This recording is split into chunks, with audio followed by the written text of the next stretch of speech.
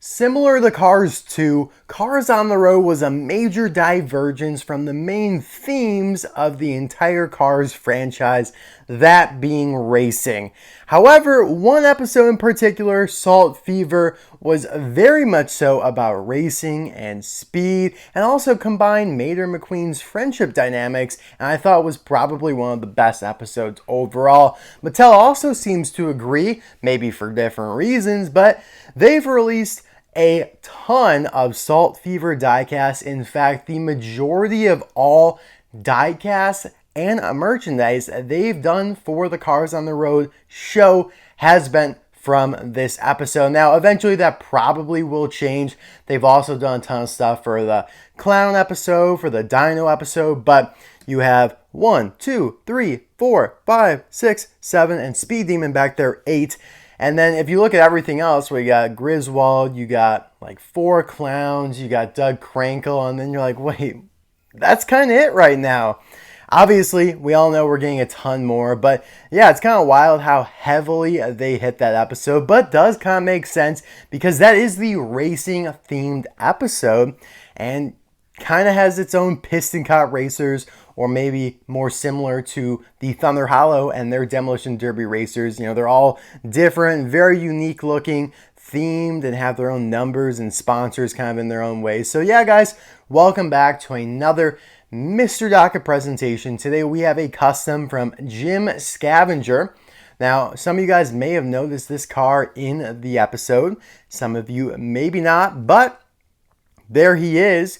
There is a Gremlin Salt Flats racer in the Salt Fever episode. He's getting some work done on him to go back out there and race. It would have been cool to see him in action, but it was nice that they brought back the Gremlin model for this show. Obviously, it was not present in Cars 3, heavily present in Cars 2, and we also have Greebles here, the clown Gremlin from the Showtime episode, and that is what Jim Scavenger used to make BG Gasslam here. That is the name that Epic Green Thunder gave him, and yeah, we're just gonna roll with that. Kind of a wild name if you ask me.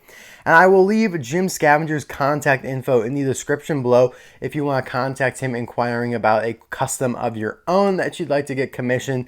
People always ask me, Mr. Docket, where do you get this custom? How did you make it? And I'm like, well, I don't make nothing. I don't make jack squat. Jim Scavenger or whoever, I usually buy from 3 to 4 customizers, during the course of the year and review their customs appropriately here on the channel. But yeah, the description always houses that information. So without any further ado, we're going to dive right on in. No idea when this video will be uploaded.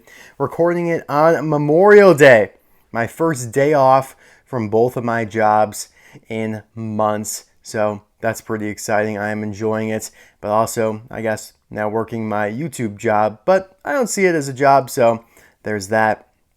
Now, this was a tough custom for Jim Scavenger to make. He struggled with it, but I think it came out really nicely. He wasn't the biggest fan of it, to be completely open with you guys. He not like, out of all of his creations, you probably have him say that this is his least favorite, at least recently, but I am a huge fan of it, especially because of how unique it is. And even if it is a little rough around the edges, even though I don't really see where it is, that's okay.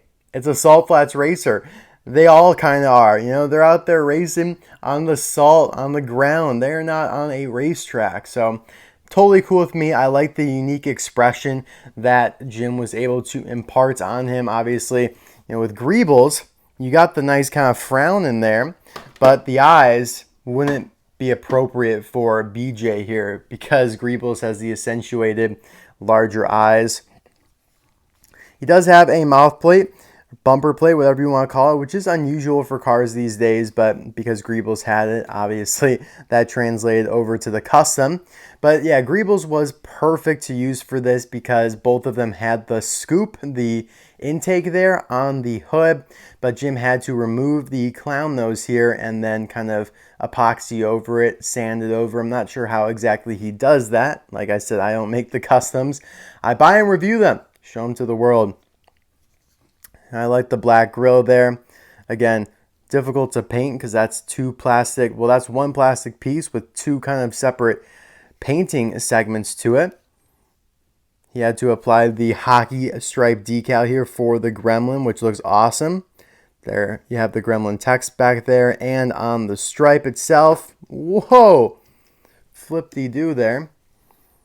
He painted the side view mirrors, which are separate plastic pieces from the main body. Also painted the little roof rack type thing here, which is another plastic piece. Also painted the wheels to make them black, which is awesome. Couldn't have them out there with the yellow wheels that Greebles had. So yeah, even though they're the same model and all that stuff, and if Mattel were to release this character, they would easily be able to just kind of take Greebles and change up the paint scheme. But for a customizer, those are difficult things to do, and there's a lot of different things that needed to be changed here. On the back, again, you have two different segments of paint. You have all the green and then the black part to the bumper here, kind of. Well, actually, that's the bumper. This is just above it.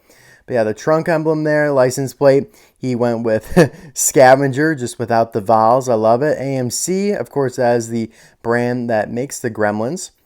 Taillights look good. He was probably like, I'm so fed up with this custom. I'm making the license plate my own. It's going to be my car. R39A. See how closely that is with my Greebles. So it's about 6 weeks later in production. And yeah, he was able to re-rivet this one. You could tell that those are his rivets. Nice and shiny, a little smaller than the typical rivets that Mattel uses. But yeah, I am a huge fan of this custom. He's going to look great with all the other Salt Flats characters. So glad that I was able to get this one done. You know, Jim Scavenger had an extra Greebles and was like, hey, well, what can I make with it, right? You can't really go back to the Cars 2 Gremlins, unfortunately, because they don't have the scoop, and they're a little bit of a different model. You can see here with Grem, you know, they are technically, you know, for all intents and purposes, the same model, but in terms of Mattel speak, they are different. You know, the roof racks are different. The new model Gremlin is raised. It has a little bit more suspension there. It also seems to be a little narrower. The main part is that scoop, though. If everything else was the same, I wouldn't mind if they were raised up a little bit because, you know, truthfully, not all the Gremlins should be identical to Grem's model, you know what I mean? Like in Cars 2, they probably all had varying levels of suspension and whatnot. But yeah, no one had a scoop, though. I can say that for sure. It would be nice to see Grem back in the main line, though, so it would be easier to make custom Gremlins and whatnot, because Grem is actually rather rare, believe it or not. You'd think that somebody who was such a main character back in the day and was released a ton would be kind of easy to get. And sure, you can get factory customs, but if you want the Porto Corsa Cars 2 single version of him, $20, please. And, you know, back in 2012, when those were abundant, you'd never believe that. And yeah, he looks great, like I said, with all of the other Salt Flats racers. And honestly, he probably looks better than most of them because he doesn't have the creamy white solid tires, which is just stupid in my opinion. That does not look realistic at all in terms of depicting the salt.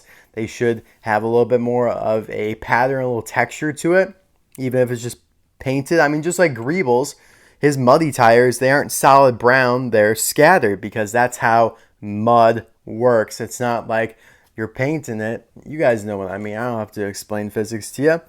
Peggy Liner here, of course, the long car. Dad's Jammin', one of the most unique ones. You have Revo Koss here. He's got his own scoop. And then, yeah, McQueen and Mater along for the ride. Maybe they'll do salty versions of them one day. And, of course, we have Speed Demon. You guys let me know in the comment section below. Who's your favorite Salt Flats racer? The only correct answer is BJ Gasslam. If you were to ask me, obviously it probably would be Peggy Liner just because of her uniqueness. But that would be quickly followed up by BJ here again. Also unique and just has a nice look to it. Just gives off good vibes. Kind of has that inexplicable it factor. Can't put my finger on it, but I love it. Thank you guys so much for watching this video of sexy BJ Gasslam. I will see you soon for another video. Bye now.